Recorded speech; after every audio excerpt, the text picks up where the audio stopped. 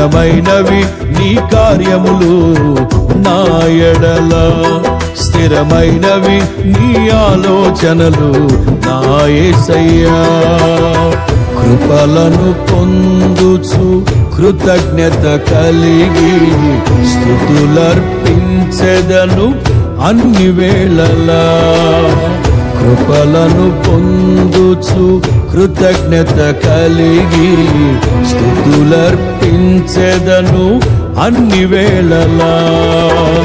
అనుదినము నీ అనుగ్రహమే, ఆయుష్కాలము నీ వరమే.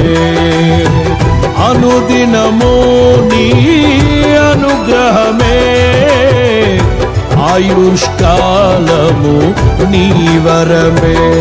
ఘనమైనవి నీ కార్యములు